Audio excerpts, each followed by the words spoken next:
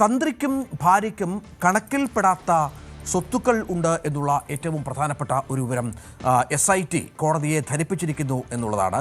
തന്ത്രിയുടെ പേരിൽ 2,05 ലക്ഷം രൂപയും ഭാര്യയുടെ പേരിൽ 62 ലക്ഷം രൂപയും സ്വകാര്യ ധനകാര്യ സ്ഥാപനത്തിൽ നിക്ഷേപമുണ്ട് എന്നുള്ളതാണ് ഇപ്പോൾ SIT കോടതിയെ അറിയിച്ചിരിക്കുന്നത്. നമുക്കറിയാം, ഇന്ന് തന്ത്രിയുടെ ജാമ്യ ഹർജി കോടതിയുടെ പരിഗണനയ്ക്ക് വരുന്ന ഒരു പശ്ചാത്തലം കൂടിയുണ്ട്. അവിടെയാണ് തന്ത്രിയുടെ സാമ്പത്തിക സ്രോതസ് ദുരൂഹമായതിനാൽ അന്വേഷണം വേണം എന്ന ആവശ്യം SIT കോടതിയിൽ ഉന്നയിക്കുന്നത്. കൂടുതലായ അന്വേഷണം വേണം. അതനുസരിച്ച് ഇപ്പോൾ ജാമ്യം നൽകിയാൽ അന്വേഷണത്തെ ബാധിക്കും എന്നാണ് കോടതിയെ ധരിപ്പിക്കുന്നത്. അതായത് 2,05 ലക്ഷം രൂപയും ഭാര്യയുടെ പേരിൽ 62 ലക്ഷം രൂപയും ഒരു സ്വകാര്യ ധനകാര്യ സ്ഥാപനത്തിൽ, നേരത്തെ 2 കോടി രൂപ തിരുവല്ലയിലെ ഒരു സ്ഥാപനത്തിൽ ഉണ്ടായിരുന്ന വാർത്തകൾ പുറത്തുവരികയും അവർ നിഷേധിക്കുകയും മറ്റും ചെയ്തതാണ്. ഇതിപ്പോൾ മറ്റൊരു സ്ഥാപനത്തിലാണ് തന്ത്രി തൻ്റെ പണം നിക്ഷേപിച്ചിരിക്കുന്നത് എന്നാണ് SIT കോടതിയെ അറിയിച്ചിരിക്കുന്നത്. ഇന്നിപ്പോൾ തന്ത്രിയുടെ ജാമ്യ ഹർജി കോടതിയുടെ പരിഗണനയ്ക്ക് വരുമ്പോൾ ഇത്തരം SITയുടെ ഈ കണ്ടെത്തലുകൾ, തെളിവുകൾ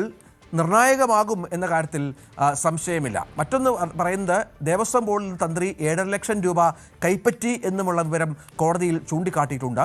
ഈ പ്രോസിക്യൂഷൻ വാദങ്ങളെ പ്രതിഭാഗം പൂർണ്ണമായും എതിർത്തു എങ്കിൽ പോലും ഈ വാദങ്ങൾ നേരത്തെ പറഞ്ഞതുപോലെ സ്വാഭാവികമായും തന്ത്രിയുടെ ജാമ്യത്തിൽ നിർണായകമാകും എന്ന കാര്യത്തിൽ സംശയമില്ല. നമ്മോടൊപ്പം ഇപ്പോൾ ചേരുന്നത് വിനീഷ് വിവരങ്ങൾ പങ്കുവെക്കും. വിനീഷ്, തന്ത്രിക്ക് നിർണായകമാണ്. ദിവസങ്ങളായി ജയിലിലും ആശുപത്രിയിലും മറ്റുമാണ്. എന്താണ് കരുതേണ്ടത്? എന്തായിരുന്നു പ്രതിഭാഗത്തിന്റെ വാദം? തീർച്ചയായും രഞ്ജിത്ത് സൂചിപ്പിച്ചതുപോലെ തന്നെ തന്ത്രിക്ക് കണക്കിൽപ്പെടാത്ത സ്വത്തുവകകളാണ് SIT കണ്ടെത്തിയത്. അതിന്റെ റിപ്പോർട്ടുകൾ കഴിഞ്ഞ ദിവസം കോടതിയിൽ സമർപ്പിക്കുകയും ചെയ്തിട്ടുണ്ട്. നിലവിൽ 2 കേസുകളിലാണ് തന്ത്രി പ്രതിയായിരിക്കുന്നത്. കട്ടളപ്പാളി കേസിലും ദ്വാരപാലക ശില്പ കേസിലുമാണ് പ്രതിയായിരിക്കുന്നത്. ഈ 2 കേസിലുമാണ് തന്ത്രി ജാമ്യാപേക്ഷ സമർപ്പിച്ചിരിക്കുന്നത്. കഴിഞ്ഞ ദിവസം ഇതുമായി ബന്ധപ്പെട്ടുള്ള വാദം കൊല്ലം വിജിലൻസ് കോടതിയിൽ പൂർത്തിയാവുകയും ചെയ്തിരുന്നു. അങ്ങനെ ഇന്ന് ജാമ്യാപേക്ഷയിന്മേലുള്ള വിധി പറയാനായി കോടതി മാറ്റിയ സാഹചര്യമാണുള്ളത്. ഇതിൽ പൂർണ്ണമായും പറയുന്നത് ആചാരപരമായ കാര്യങ്ങളിലല്ലാതെ ഭരണപരമായ കാര്യങ്ങളിൽ തന്ത്രിക്ക് ഇടപെടാൻ കഴിയില്ല എന്നായിരുന്നു പ്രതിഭാഗം കോടതിയിൽ വാദിച്ചത്.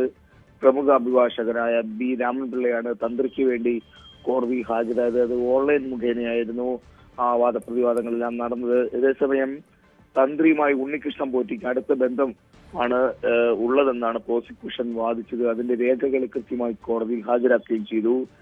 അതുപോലെ തന്നെ SITയുടെ റിപ്പോർട്ടിൽ മുൻനിർത്തി തന്ത്രിയുടെയും കുടുംബാംഗങ്ങളുടെയും സാമ്പത്തിക ഇടപാടുകൾ അടക്കം കോടതിക്ക് മുൻപാകെ നിരത്തി. അതിൽ തന്ത്രിയുടെ കുടുംബാംഗങ്ങളുടെ സ്വത്ത് വിവരങ്ങളടക്കം കണക്കിൽപ്പെടാത്ത രേഖകളടക്കം SIT കണ്ടെത്തിയതായിട്ടാണ് കോടതിയിൽ അറിയിച്ചിരിക്കുന്നത്. തന്ത്രിയുടെയും ഭാര്യയുടെയും പേരിൽ വൻ നിക്ഷേപങ്ങൾ ഉണ്ടായിരുന്നതായും അന്വേഷണത്തിൽ കണ്ടെത്തിയിരുന്നു. ഇതും കോടതി കൃത്യമായി നിരീക്ഷിച്ചു വരുന്നുണ്ട്. അതുപോലെ തന്നെ ഉണ്ണികൃഷ്ണൻ പോറ്റിയുമായി തന്ത്രിക്ക് അടുത്ത ബന്ധമാണെങ്കിൽ ഈ കീഴ്ശാന്തിയുടെ പരികർമ്മിയായി നിൽക്കേണ്ടതില്ലല്ലോ എന്നായിരുന്നു പ്രോസിക്യൂഷൻ പ്രധാനമായും ഉന്നയിച്ചത്. അങ്ങനെ ഇരുവാദങ്ങളും കേട്ട കോടതി ഇന്ന് വിധി പറയാനായി മാറ്റുകയായിരുന്നു. ഒരുപക്ഷെ വിജിലൻസ് കോടതി ജാമ്യ ഹർജി തള്ളുകയാണെങ്കിൽ ഹൈക്കോടതിയെ സമീപിക്കാനുള്ള ചില നീക്കങ്ങളും നടക്കുന്നുണ്ട്. ശരി വിനീഷ്. കൂടുതൽ വാർത്തകൾക്ക് News 18 Keralam YouTube channel subscribe ചെയ്യുക.